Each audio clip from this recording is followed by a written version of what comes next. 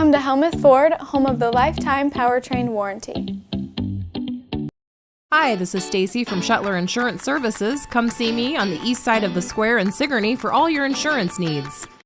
A new event is happening in Hedrick, Iowa. Hedrick Shop and Rock the Block on Friday, June 6th from 4 to 8 p.m. on Hedrick Main Street. Your first stop is at the Hedrick Bank office of South Ottumwa Savings Bank to get your shopping bag and then check out all the great vendors. Plus, there's live music from 4:30 to 7:30. Bring your favorite people, your lawn chairs, and let's make it a night to remember in Hedrick. Enjoy live music, local vendors, food trucks, and fun. It's the Hedrick Shop and Rock the Block, Friday, June 6th. Southern Iowa, it's rodeo time. The 2025 Albia Chamber Main Street Rodeo returns Saturday, June 7th at the Monroe County Fairgrounds. Rogue Rodeo brings us 8 thrilling events, a bull ride showdown, comedy from Ronald Burton, and the dazzling Diamonds and Dust performance. Gates open at 5 p.m. for food, fun, and high-energy action await. Tickets on sale now at albiachambermainstreet.org. Adults $15 in advance, $20 at the gate. Kids only $10. Saddle up for a night of tradition and thrill. Don't miss it. Hi, I'm Brenda Pape, owner of the Unique Salon here in Oskaloosa, Iowa, and we are hiring a hairstylist.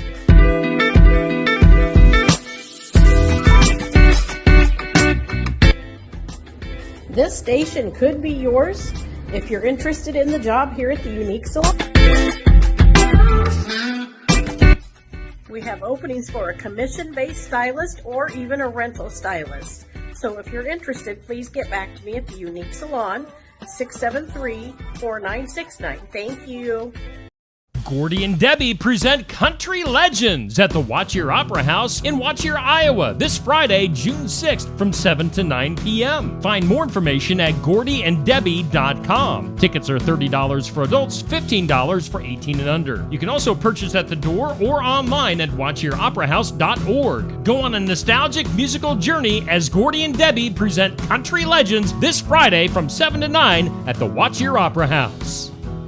Jace Race 2025 is Saturday, June 7th at the North Mahaska Junior Senior High School in New Sharon. The 5K starts at 8 a.m., followed by the 1-mile fun run. To sign up, use the links on the North Mahaska Education Foundation's Facebook page. Pre-registration guarantees you a t-shirt, but you can also sign up the day of the race. There will be some giveaways and first-place prizes. In memory of Jace Carrico, who passed in 2008, the Carrico family appreciates the community's support. Hello friends, welcome to Library with Miss Amanda here on Steve Shuttler Media. We are talking video games for our summer. So our summer is all about leveling up your game at the library. And we took this theme to heart. So for this first week we've been doing programs and stuff for the kiddos. We have featured Pokemon as our video game of the week. Pokemon is a lot more than just video games, but that's the video game we have chosen for week 1. Week 2, we will be talking about Super Mario, a classic. Some people might call it a vintage genre of games. I love Super Mario. I haven't really gotten into the new ones. I'm curious about the new Wonder game. But I'm a classic girl. I like Super Mario World, Super Mario 1, 2, 3, all of those. Then week 3, we're going to be featuring a game that I'm not super familiar with, so I'm hoping the kiddos can fill me in on this. But Minecraft will be week 3. And week 4 will be another classic, Legos. So last week, my question of the week was about Legos. And not necessarily the video games, but the Lego kits that you can get. So they have kits from little tiny ones clear up to big, to scale-sized ones. So my question last week was, what Lego kit has the most pieces as of 2025? So as of last week, their biggest kit was of the world map. And the cool thing about this kit, it's actually not available anymore. They only had it available for a short while. But the cool thing about that map, besides it having almost 12,000 pieces, was that you could actually customize it. So you could change it so that, like, if you're from Africa, Africa could be in the middle of your Lego map, or the United States could, or South America, or Australia, or wherever you're from. You could customize it so that wherever you're from could be in the middle of your map. And then they had extra little things where you could put pins in for maybe a bucket list of places you'd like to go, or even places that you have been before, and use it as an actual living map, like that you could update and stuff. I thought that was super duper cool. But that is the biggest kit as of 2025. It's got 11,695 pieces. The closest second one is about 12,000 pieces, about 1,700 pieces less. At 10,001 piece, the Eiffel Tower, true to scale, is the second biggest one. It's crazy. It measures at 58.5 inches tall. So they have an Eiffel Tower kit that was already out, but they redid it and they added the elevator and the trusses and all of the really cool intricate pieces of the Eiffel Tower. So the new kit you can get at a low price of $629.99. The problem with a lot of these big kits that I have found is, where do you keep them? And like, what if you move houses or something? Like, I would be terrified if I spent hours doing these, that they would fall apart and somebody would bump them or something. I feel like I'd have to glue them together. But the world map, 11,695 pieces, and the Eiffel Tower has 10,001 piece, which I thought was super cool. Some kits for the Legos only have like 20. I have not done one that is probably more than 500 pieces. That just blows my mind how some people can do these. I feel like it'd take me a while. This week, for books that you don't want to miss, this week for our trivia question, I thought we'd go on the nostalgic journey. So, the very first video game to feature a female protagonist,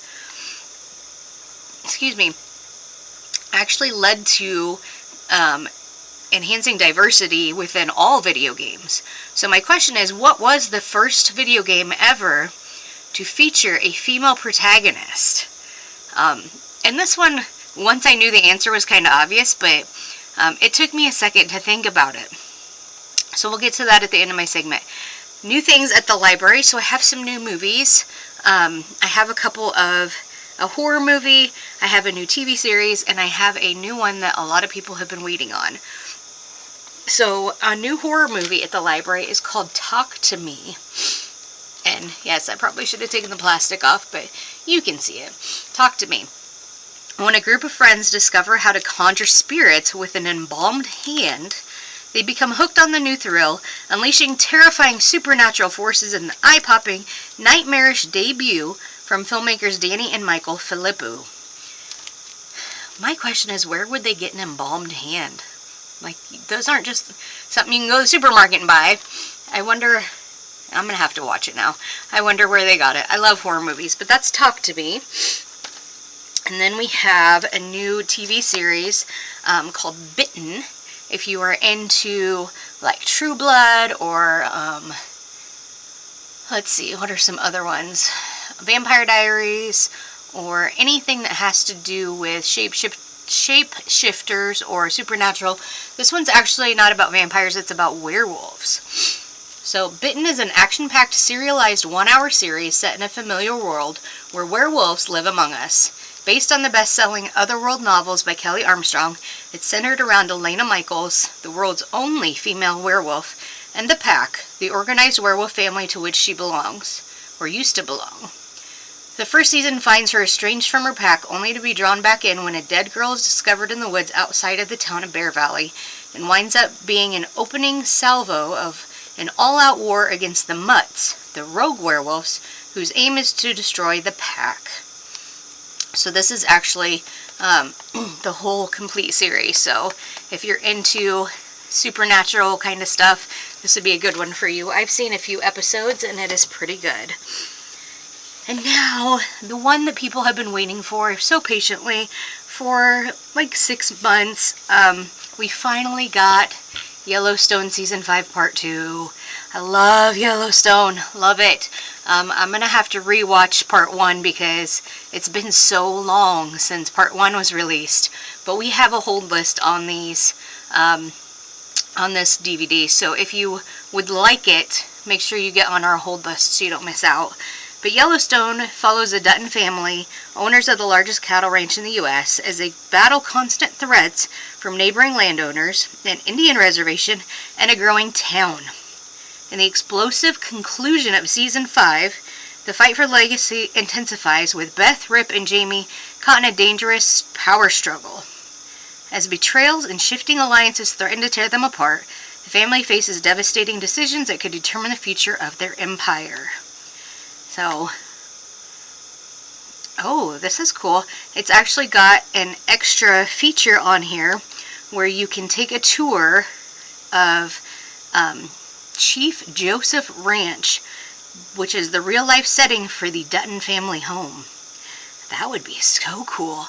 I heard from somebody that there is a place where you can go and reserve to like stay the night or stay a week or whatever at the Dutton Ranch. Like, how cool would that be? I feel like that'd be a whole experience. But Yellowstone Season 5 Part 2 if you're interested. Alright, upcoming programs at the library. We had our June Cook the Book this past Monday. Everything was delicious. We had lots of dishes, but we also had some ice cream dishes, which was kind of new. I really liked that. Our next Cook the Book will be on July 7th, and I will feature that book next week. Our book club will meet on June 21st, so that's not this Saturday, but in 2 Saturdays. They're reading Infinite Country by Patricia Engel. If you'd like a copy, we have several copies in here at the library. Just stop at the front desk to grab one. Freezer meals for June. Registration's open until next Friday the 13th. It is Friday the 13th. That didn't occur to me until just now. Friday the 13th will be the last day for June registration. June and July menus are up on our Facebook page if you would like to check those out and sign up. And our summer stuff, if you haven't signed your kiddos up for our summer yet, registration is at the front desk. We have our calendars, we have our reading logs, we have our community service challenge, and then of course in June we have a program every day. Mondays are toddlers, Tuesdays are 4th grade and up, Wednesdays are 2nd, 3rd, Thursdays are kindergarten 1st, and Fridays we feature a movie matinee for everybody. So don't miss that. Check out our calendars. Come to some programs. The kiddos this week have had a really good time. We've done some really cool Pokemon crafts so far. So looking forward to next week for our Mario stuff. I'm pretty excited about our Mario crafts too. But our trivia question of the week: what video game was the first one to feature a female protagonist, enhancing diversity in gaming everywhere? The very first female protagonist in a video game was Miss Pac-Man. Like, that makes sense now that I know the answer. That makes sense. It took me a little bit to think about some female protagonists, but yeah, Miss Pac-Man was the very first female protagonist ever featured in a video game, and she opened the doors for a lot more diversity in the gaming world. So very cool. That's all I have for you guys this week. Hopefully you have a great week, and I will see you next week.